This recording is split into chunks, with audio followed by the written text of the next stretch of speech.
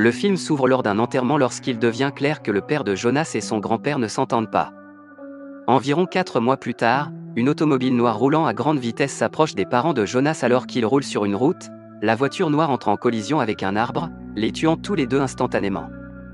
Jonas se retrouve abandonné et déchiré émotionnellement.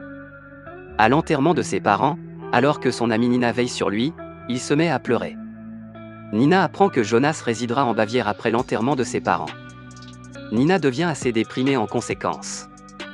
Puis brusquement Friedrich apparaît et propose à Jonas de rester chez elle jusqu'à ce qu'il ait 18 ans. Nina est ravie que Jonas soit avec lui lorsqu'il accepte sa proposition. Après un an, Mademoiselle Elena Young, une nouvelle enseignante, entre à l'école, et nous voyons ensuite Jonas à son école. Jonas et les autres enfants sont surpris de voir le nouveau et séduisant instructeur le premier jour. Elena amène tous les élèves à la plage et les informe que Monsieur Menneke, qui enseignait auparavant l'allemand, a eu un accident. Elena occupera désormais son poste. Tous les garçons étaient remplis de joie en entendant cela. Pour inciter Jonas et son pote Florian à accepter, Elena invite quelques mecs dans sa nouvelle maison. Lorsque Nina voit Jonas, elle aussi décide d'aider. Lorsqu'ils se rendent tous les trois chez Elena, elle éloigne Nina de ses copains et lui complique la tâche avec des tâches supplémentaires. Mais quand Elena apparaît de manière inattendue dans la réserve, Nina commence à s'inquiéter que quelque chose ne va pas et commence à y chercher des preuves. Nina l'évite et prétend qu'elle cherchait un morceau de bois. Peu de temps après, Nina commence à saigner de sa jambe à cause d'un accident, elle part avec Florian et Jonas suit. Puis une surprise se produit, révélant qu'Elena a plusieurs images de Jonas qu'elle détruit. Mais pourquoi Elena possède-t-elle ces images? De quoi Elena garde-t-elle le secret? Le lendemain matin, Elena rencontre Jonas, qui lui dit qu'il aime écrire de la poésie, à savoir de la poésie par points. Hélène donne à tous les enfants le même jour à l'école la tâche de créer un poème. Jonas a l'opportunité de montrer ses capacités. Après le dîner, Nina rend visite à Friedrich Jonas chez lui et tente de démontrer ses prouesses en écriture. Le papy de Jonas estime cependant qu'un écrivain n'a pas de carrière. Après avoir lu la poésie de Jonas, Friedrich conclut qu'elle ne contient rien. Comme Friedrich, le père de Jonas avait des ambitions littéraires mais Friedrich était contre elle. Le lendemain, une fois l'école terminée, Elena invite Jonas à venir lire toute sa poésie.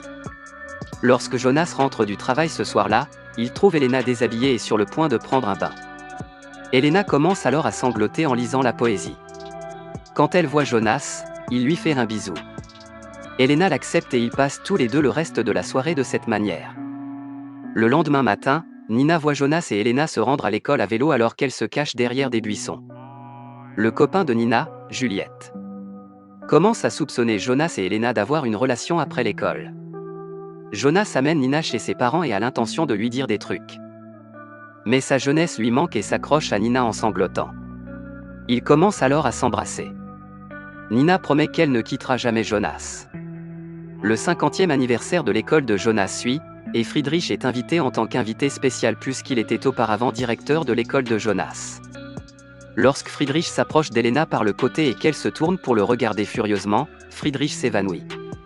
Hélène est également présente. Lorsque Nina observe cela, ses appréhensions commencent à se développer. Friedrich reprend connaissance le soir même. Lorsque Nina voit Jonas, elle l'informe de l'école.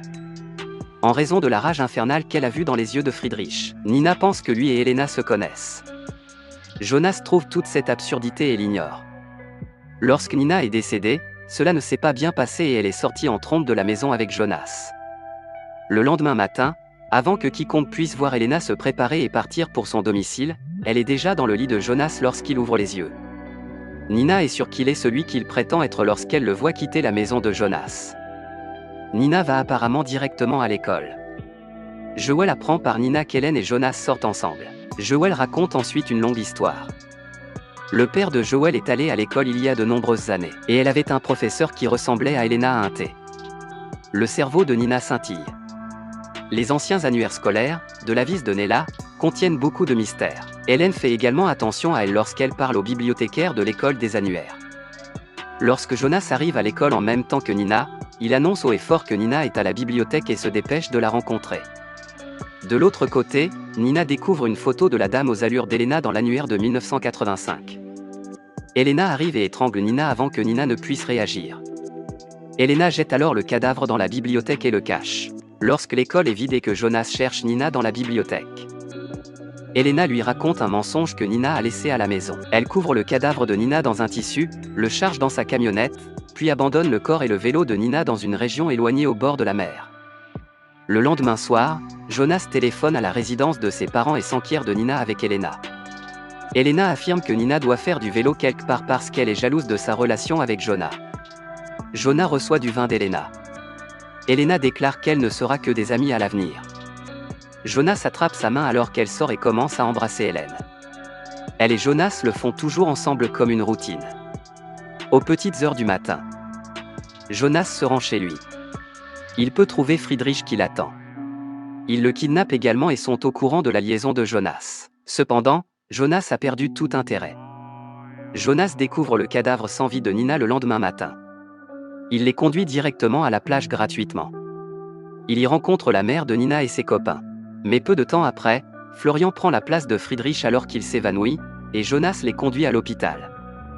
Dans l'annuaire, Jonas et ses copains ont également commencé à chercher n'importe quoi, mais la page où Nina a vu la photo pour la première fois a dû être retirée par quelqu'un. Puis, quand tous les trois ont parcouru les anciens fichiers sur l'ordinateur de l'école, il s'est avéré que la photo que Nina avait vue était celle de Maria Ross, une enseignante d'allemand qui s'était noyée.